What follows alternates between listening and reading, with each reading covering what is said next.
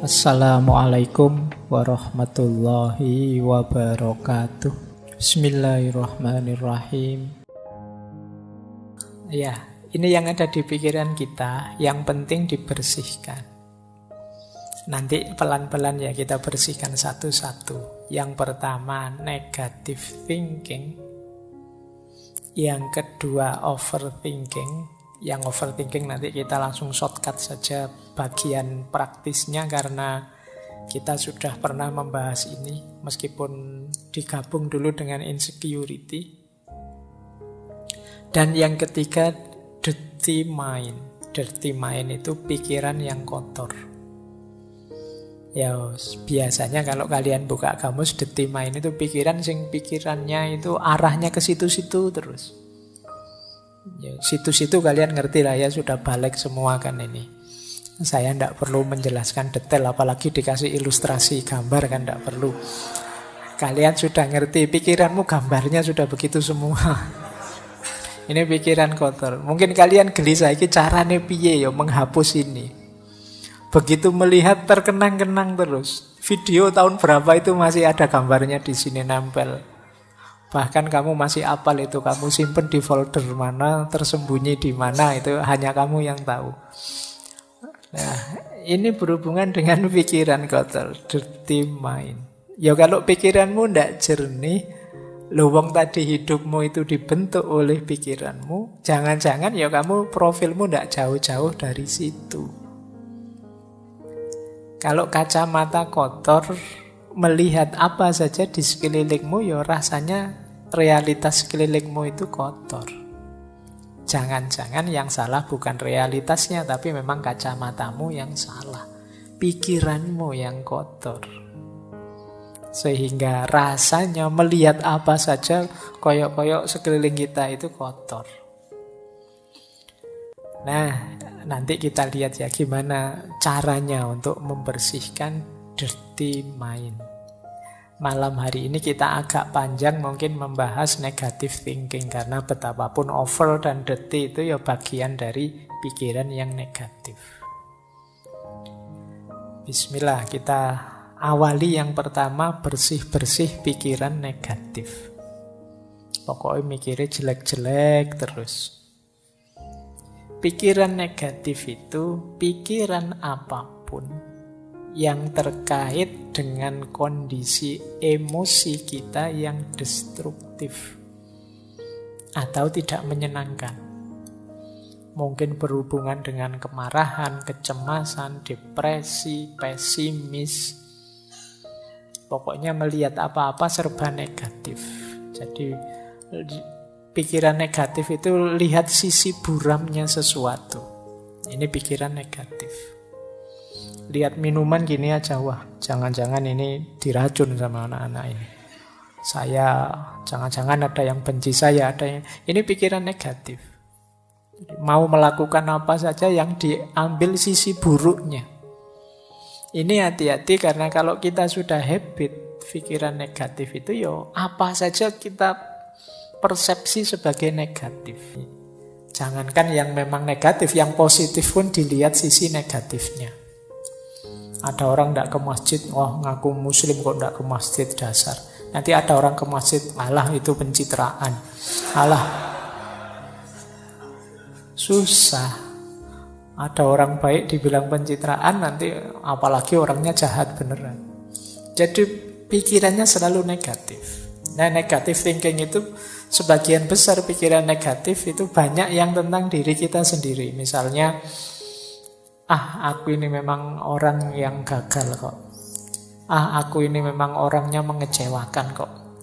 Tidak ada orang yang sayang padaku. Semuanya benci padaku. Semuanya ingin memanfaatkanku saja. Nah, ini pikiran-pikiran negatif. Nanti ada orang nolong kita, wah kamu merendahkan aku ya, emangnya aku tidak bisa sendiri. Tidak ada yang nolong marah-marah. Ini orang tidak ada yang punya empati, semua dasar. Sulit melawan orang yang pikirannya negatif. Dibantu dianggap merendahkan, tidak dibantu dianggap tidak peduli. Nah, ayo kita latihan. Banyak di sekeliling kita orang-orang yang berpikiran negatif. Cirinya apa pikiran negatif itu? Cirinya secara umum ada 4. Pikiran negatif itu otomatis yang pertama. Datang begitu saja. Kalau orang sudah berpikir negatif, ya tidak pakai diusahakan. Sebentar Pak, saya lihat sisi negatifnya, tidak begitu. Otomatis yang muncul itu negatif sudah. Ini sifatnya otomatis. Tidak secara sengaja dirancang untuk negatif, memang wataknya watak negatif. Jadi kalian mungkin ada yang sering berpikiran negatif, sadarilah bahwa itu munculnya sering otomatis saja. Mungkin karena sering kita lakukan, sering kita biasakan. Yang kedua, pikiran negatif itu terdistorsi. Maksudnya terdistorsi itu kalau melihat sesuatu tidak utuh, hanya dilihat sisi jeleknya saja. Misalnya ngaji filsafat ini kan kurangnya juga banyak. Meskipun bagi banyak orang manfaatnya juga ada, tapi yang manfaat tidak dilihat, yang dilihat jeleknya saja. Mungkin ngaji kok selesainya jam 10 malam, itu pun ngomong sendiri Pak Faiznya tidak ada. Nah, itu memang jelek yang bagian itu. Kemudian ngaji kok tidak ada rekaman videonya, kalau direkam suara saja, saya sering dikritik itu. Biar saja lah, biar ada jeleknya untuk mancing yang pikirannya negatif. Jadi kalau tidak begitu kan tidak terpancing, tidak kelihatan kalau pikiranmu negatif. Jadi pikiran negatif itu terdistorsi. Jadi melihat apa-apa dipotong bagian negatifnya. Orang seperti ini biasanya sulit senyum. Pikirannya ruwet terus kalau ada apa-apa itu. Jadi serba khawatir, serba cemas. Karena dia menggunakan kacamata buram terus, negatif terus. Yang ketiga, obstruktif. Obstruktif itu pikiran ini menghalangi kita untuk mencapai tujuan-tujuan tertentu. Karena pikiran negatif ini akhirnya kita kuliahnya tidak bisa maksimal. Mau kuliah ke kampus bawa motor, wah di kampus itu parkirannya kacau, kalau motorku hilang gimana? Mau ke kampus naik trans, nanti naik trans itu kadang tidak jelas juga, nanti jangan-jangan aku malah telat, jangan-jangan mau bareng temen, nanti malu, nanti masuk bareng punya motor sendiri malah anunya bareng. Jadi pikirannya ruwet, akhirnya ya tujuan-tujuan hidup banyak yang tidak terpenuhi. Itu namanya obstruktif. Menghalangi kita mewujudkan keinginan. Ini berarti pikiran itu sudah negatif sudah. Kemudian yang terakhir, pikiran negatif itu plausible. Plausible itu masuk akal. Masuk akal menurut kita yang berpikiran negatif. Kita cari saja alasan untuk melihat sisi negatifnya. Dan mesti ketemu wong alasan itu bisa dibuat. Alasan itu kan hasil karya akal kita. Seperti saya bilang tadi, pikiran itu mau kita ajak kemana saja bisa. Wong yang salah itu ya kita bikinkan alasan biar benar saja bisa kok. Itu yang disebut plausible. Maka pikiran negatif juga begitu, dia didukung oleh akal kita. Benar itu, kamu tidak usah ke kampus daripada motornya hilang. Paling dosennya ngomongnya juga gitu-gitu aja, tidak ada menarik-menariknya misalnya. Mending di YouTube saja banyak, ngapain sih? Dan justifikasinya mesti ada. Mbok kamu sampai terancam DO pun dia bisa, alah kuliah itu kan tidak nomor 1. Masa depan tidak ditentukan oleh kuliah, sudahlah. Plausible. Yang buruk, yang negatif, yang jelek bisa kita carikan argumen biar tetap bagus. Ini ciri-ciri pikiran negatif. Jadi dia ini otomatis muncul, mendistorsi realitas, menghalangi keinginan-keinginan baik kita, dan kita anggap masuk akal. Padahal itu ya sebenarnya ya negatif. Jadi ayo ya dicari kalau ada makhluk seperti ini dalam diri kita, ayo dibersihkan.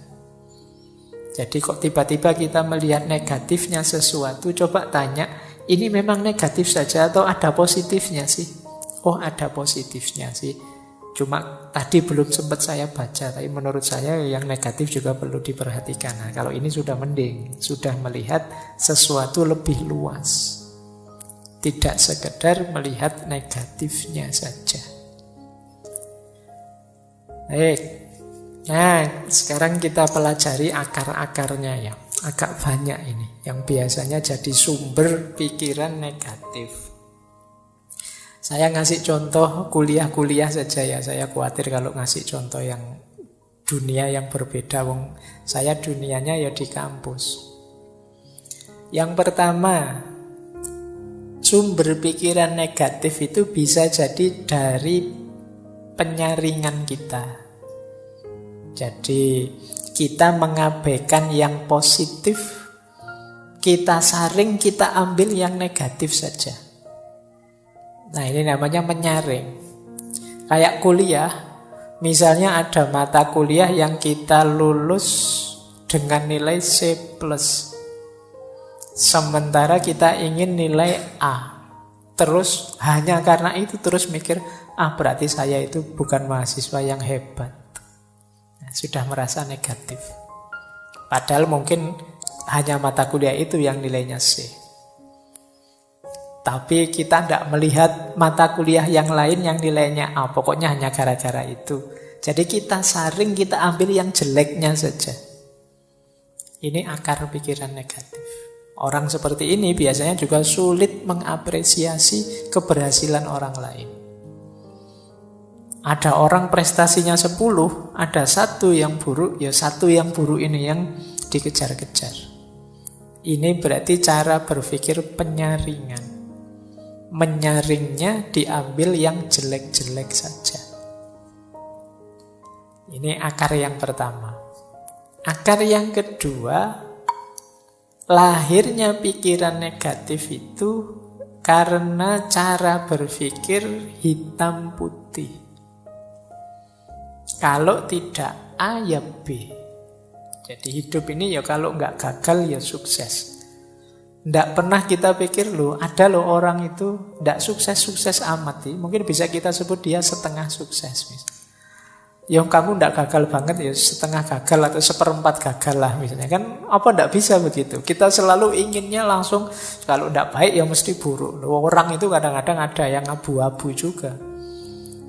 Entah baik entah buruk kita juga tidak tahu fullnya gimana. Tapi ya ada baiknya. Tapi juga ya tidak sepenuhnya baik lah wong manusia aja kok. Nah, kita sulit berpikir gini. Kita mikirnya selalu hitam putih. Kamu anak soleh apa anak mursal misalnya. Kok hanya dua itu. Woyo alternatifnya bisa banyak. Jadi kamu boleh kok bilang, Pak, saya itu anak seperempat soleh, Pak. Jadi yang 3/4-nya masih agak mursal. Tapi ya lumayan lah ada seperempatnya. Ini kan bisa saja orang begitu. Saya itu ya kalau sholat, puasa yang wajib-wajib ya rajin Pak. Tapi ya bohong juga masih sering. Nah, ini kan tidak bisa pure putih, tidak bisa pure hitam. Tapi orang yang berpikirnya serba hitam putih itu sering terjebak ini. Karena dia tendensinya negatif ya terus. Kalau tidak putih pasti hitam. Nah, kalau tidak A pasti B. Ini membuat orang kemudian pikirannya jadi negatif. Baik. Yang ketiga, generalisasi berlebihan. Hanya karena melihat temannya yang satu ini datang kuliah telat, langsung dijudge, dasar kamu mahasiswa males. Padahal itu ya baru saat itu saja telat. Tapi dari hanya sekali itu kita simpulkan untuk semuanya. Ini namanya generalisasi berlebihan. Kadang juga untuk dirinya sendiri. Aku ini memang orang yang tidak jelas misalnya. Yang ngomong awake dhewe. Padahal mungkin hanya dari satu fakta. Hanya sekedar lupa naruh kunci misalnya. Itu dirinya sendiri dimaki-maki. Dasar bodoh, dasar orang pelupa. Ini namanya over generalisasi. Apa ya sih hanya karena itu saja kok. Besok lupa lagi kunci, wah tambah kamu marahi lagi. Wah sekarang sudah benar memang aku ini orangnya pelupa padahal belum tua. Masih muda kok sudah pikun, aku ini kok dimarah-marahi sendiri dirinya. Ini jenis negative thinking. Jadi mikirmu serba negatif. Kalau yang positif kan tidak sedasar itu. Oh kuncinya ketinggalan. Biasa manusia itu tempatnya salah dan lupa. Besok ketinggalan lagi. Biasa manusia itu salah dan lupa. Jadi argumennya sama, cuma intonasinya yang agak berbeda. Nanti hari ketiga ketinggalan lagi. Biasa masih. Roto abot wisan.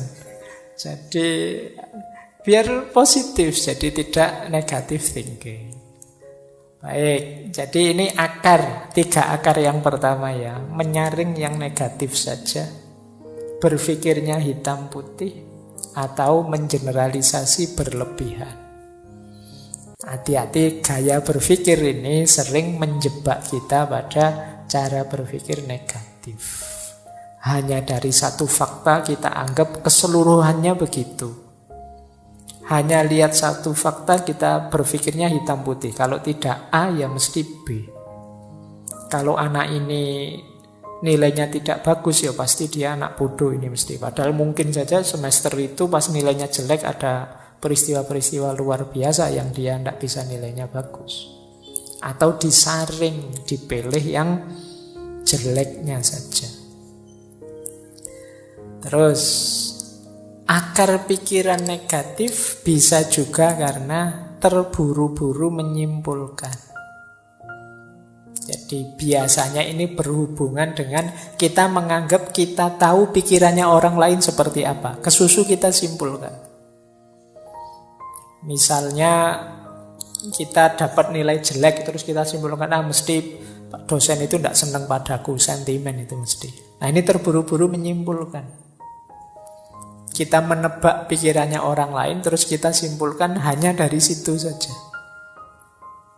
Nah, jadi wah temanku ini mesti marah ini padaku. Padahal mungkin saja tidak. Benci dia sekarang mungkin. Pacarnya tak ambil loh misalnya.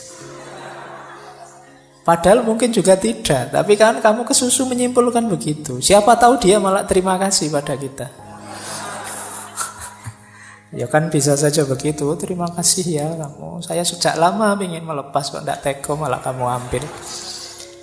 Kan bisa saja begitu. Jangan kesusu disimpulkan. Sebelum kamu memang jelas faktanya. Biasanya kalau mengira-ira seperti ini memang cenderung negatif.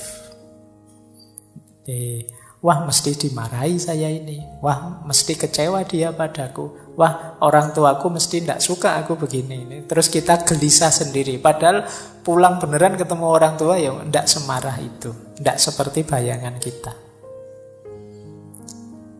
Nah akar pikiran negatif yang lain yaitu katastrofising. Jadi katastrof itu bencana, bahaya. Nah ketika kita mikirnya selalu yang terburuk yang terjadi. Ujiannya belum, tapi kita sudah merasa mesti semester ini jatuh nilaiku, mesti jatuh nilaiku. Nah, ini katastrofisme. Yang dibayangkan alternatif paling jeleknya. Mau ngaji filsafat sudah mikir, mesti aku tidak paham, tidak ngerti, filsafat itu berat. Sejak awal sudah nganggap berat, ya mesti aja ya. Seperti tadi kita ditentukan oleh pikiran kita. Ya berat beneran akhirnya. Ini cara berpikir katastrofising. Jadi mikirin negatif terus. Yang jelek-jelek, yang berat-berat. Yo, yang terjadi yo akhirnya ya itu. Kok tidak mikir yang enak-enak saja. Alhamdulillah nilaiku jatuh, berarti ini alamat harus belajar lagi. Alhamdulillah masih diberi kesempatan untuk belajar lagi. Nah misalnya. Jadi ngambil sudut positifnya.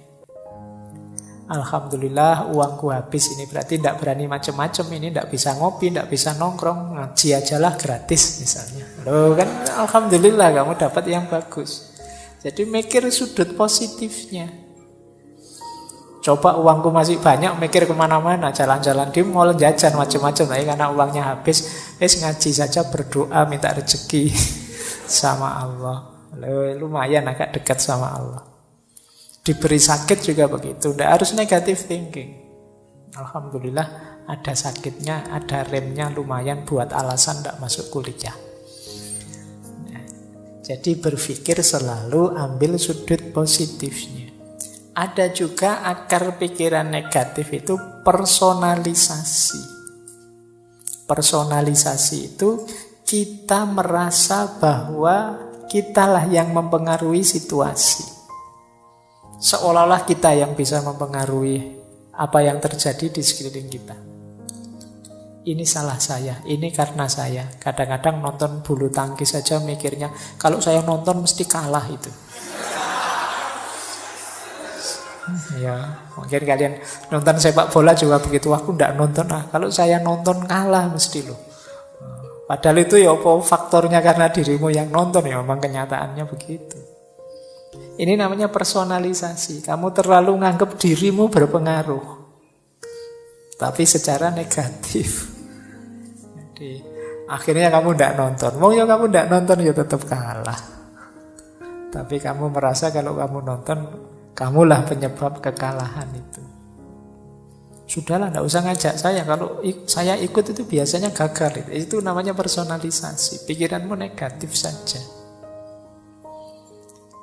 Baik, ada lagi pikiran negatif itu karena itu tadi, salah memahami. Harusnya ini di luar kontrol, kita anggap dalam kontrol kita. Jadi ada kan banyak hal, sering saya bilang belajar itu usaha kita, pinter atau tidak pinter itu anugerahnya Allah. Kalau ini anugerahnya Allah berarti di luar kuasa kita. Bukan salahmu kalau kamu tidak pinter. Tapi kalau kamu malas belajar itu salahmu. Awas keliru identifikasinya. Jadi ada hal-hal yang bisa kita kontrol, ada hal-hal yang tidak bisa kita kontrol. Harus pas merumuskannya. Jadi kamu naksir seseorang, kamu nembak, itu dalam kuasamu. Karena kamu nembak atau tidak nembak kan kekuasaanmu. Tapi kamu diterima atau ditolak, itu di luar kuasamu, itu urusan yang ditembak. Nah, kalau kamu tidak bisa menerima yang seperti ini, ya nanti lahirnya bisa negative thinking. Seolah-olah kamulah yang menyebabkan kamu ditolak. Mungkin kamulah yang menyebabkan kamu tidak pinter. Kamulah yang menyebabkan. Tidak. Asal kamu tidak males, ikhtiar sudah maksimal secukupnya, ya hasilnya apapun terimalah. Karena ada hal-hal yang di luar kontrol kita. Sudah nawa itu niat mau berangkat ikut ngaji. Sudah mengeluarkan motor. Kok ya dilalah bensinnya habis. Uang ndak ada untuk beli bensin malam hari ini, terus balik lagi. Nah, ini kan berarti ada hal-hal yang di luar kuasamu sudah. Tidak terbayangkan tadi bensinnya kok pas habis. Nah, ini jadi niat ngaji masih dalam kuasamu, tapi ada terjadi peristiwa-peristiwa di luar kuasamu, ya sudah.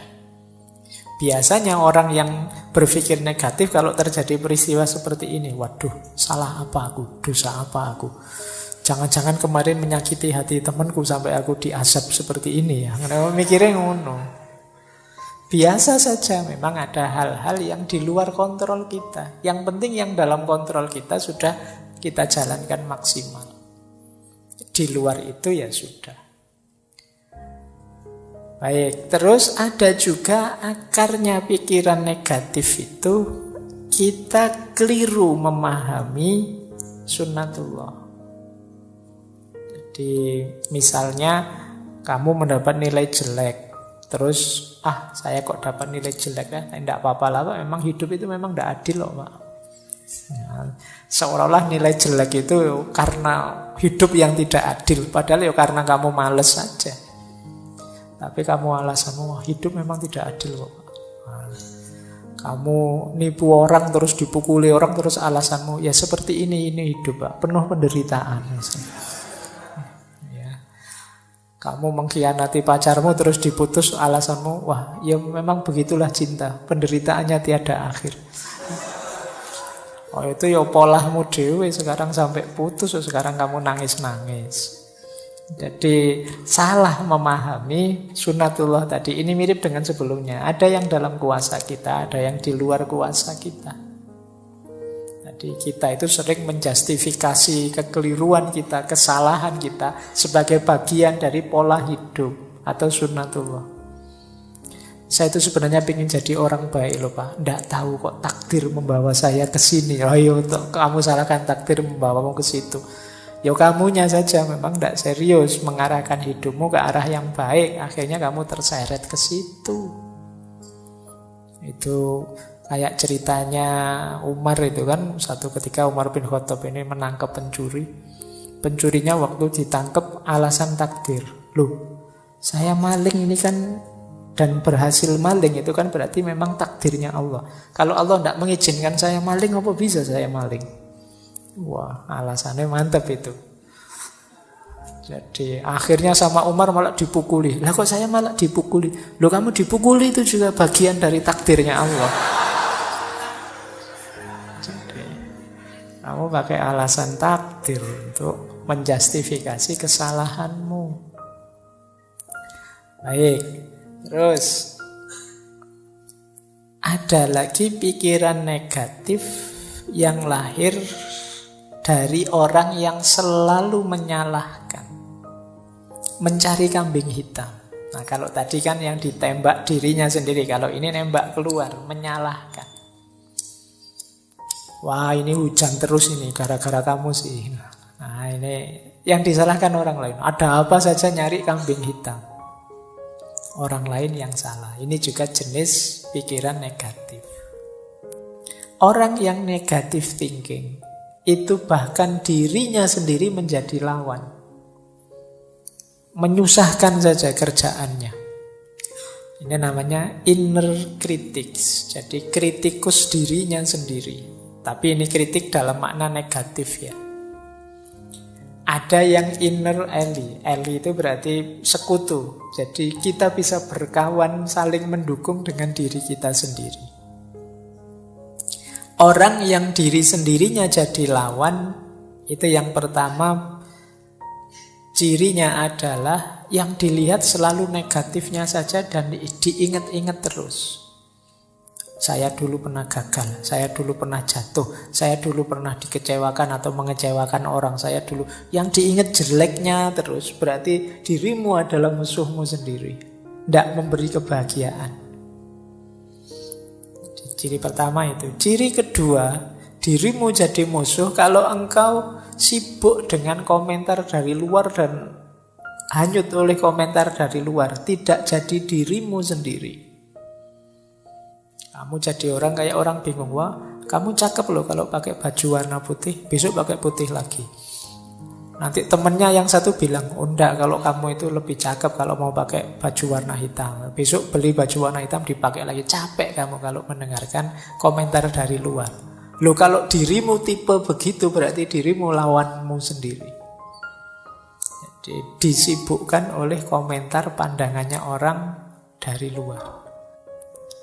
Nah kalau tentang komentar orang, ya semua komentar silahkan masuk tapi aku nanti yang menentukan mana relevan, mana tidak relevan, mana cocok, mana tidak cocok.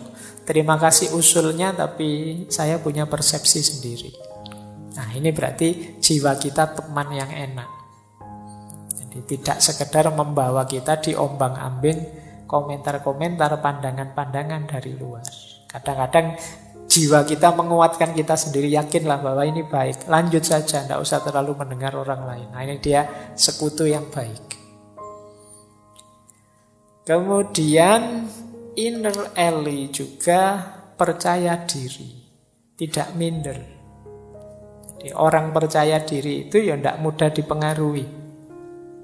Jelas tujuan dan sadar proses. Apa-apa ya perlu proses. Untuk mencapai tujuan perlu proses-proses.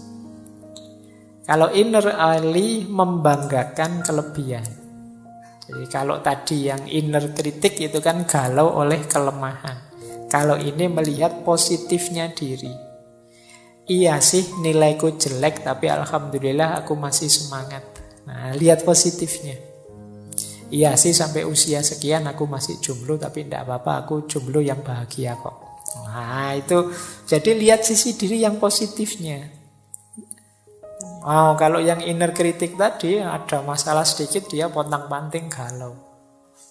Gelap duniaku. Aku harus bagaimana lagi? Siapa yang peduli padaku? Wah, pokoknya kalimat-kalimatnya ya, kayak lagu semua akhirnya. Nah, itu tipe inner kritik. Nah, ayo kita bentuk diri kita berkawan dengan kita, inner ally. Jangan sampai kita musuhan dengan diri kita sendiri. Jadikan sisi dalam diri kita itu pendukung yang kuat. Dia yang paling ngerti sebenarnya tentang kita. Oke, kita lanjutkan. Nah, ini ada beberapa tips untuk menghadapi pikiran negatif. Yang pertama, diakui. Ngaku saja kalau saya masih negatif pikirannya, tidak apa-apa. Karena kalau tidak ngaku ya tidak ada perbaikan.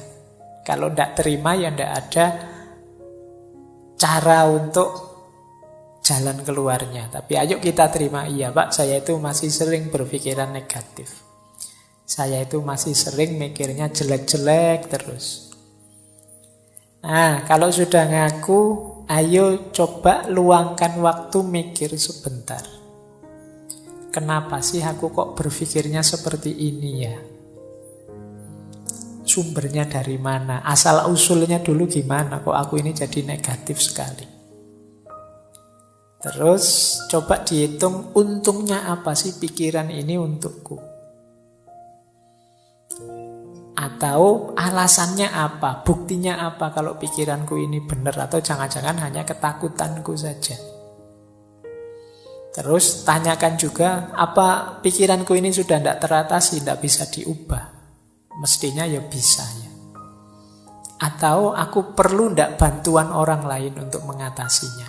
Nah, coba dijawab pertanyaan-pertanyaan ini untuk menyingkirkan pikiran negatif. Kalau sudah tuntas menjawab, ketahuan asal-usulnya, langkah ketiga yaitu reframing. Kita frame ulang. Kalau tadi melihat sisi negatifnya, sekarang saatnya melihat sisi positifnya. Nah, tema malam hari ini kan bersih-bersih pikiran negatif. Antara lain caranya ini. Kita akui, kita uji, dan kita bikin frame ulang yang positif. Jadi nanti kita masuk bulan Ramadan, perspektifnya sudah jernih, sudah positif. Oke. Nah, ini pikiran positifnya. Cara untuk melatih berpikir positif adalah yang pertama, ayo mengenali kelebihan-kelebihan dan keberhasilan-keberhasilan kita. Tidak ada orang itu yang hidupnya negatif terus. Pasti pernah mengalami hal-hal positif. Bila perlu ditulis. Boleh teman-teman kalau ada waktu ya, bawa kertas atau buku tulisan. Kelebihanku itu apa saja sih kira-kira? Nah, 1, 2, 3, 4, 5 apa saja. Pasti ada kok kalau teman-teman jeli. Tidak mungkin tidak ada kelebihan sama sekali. Ya kemungkinan banyak tapi tidak ketahuan saja. Kalau kalian jeli mungkin ketemu, oh ternyata saya itu orangnya begini, orangnya begitu. Coba ditulis saja. Ini membawa kita nanti pada rasa syukur. Iyalah ternyata dari sekian banyak kelebihanku, hanya satu ini toh kekuranganku. Lah terus kenapa selama ini hidupku kok murung terus ya? Nah ini coba kalian, tidak apa-apa wis latihan nulis. Meskipun tulisannya disembunyikan untuk diri sendiri juga tidak apa-apa. Mungkin malu kalau dibaca orang lain ya tidak apa-apa. Tapi paling tidak kan melakukan muhasabah sendiri. Apa kelebihan-kelebihanku? Boleh juga capaian-capaianku. Alhamdulillah Pak, saya dulu bisa lulus TK tepat waktu. Misalnya, loh, Itu kan prestasi. Mungkin ada yang TK-nya tidak tepat waktu. Nah, jadi dan banyak capaian-capaian yang lain. Gitu loh. Saya selalu sukses Pak tiap bulan menghabiskan kiriman orang tua. Wah, situ. Alhamdulillah. Barokah berarti kirimannya orang tua. Iya Pak, selalu bisa saya habiskan dengan sukses. Coba ya kamu hitung capaian-capaian. Banyak lah mesti, tenang saja. Saya berhasil membuat dosen saya marah Pak. Itu baik, ya capaian yang baik ya. Nanti kamu tulis, biar apa? Biar yang kedua masuk. Gimana caranya kamu bisa bersyukur. Kalau kamu bisa sulit menemukan kelebihan atau capaian hidup, prestasi, tapi yang kedua ini pasti kamu ketemu. Hal-hal yang bisa disyukuri. Mudah untuk mencari hal yang bisa disyukuri. Kalau kalian sulit, bandingkan dirimu dengan orang yang situasinya lebih sulit darimu. Dan itu banyak.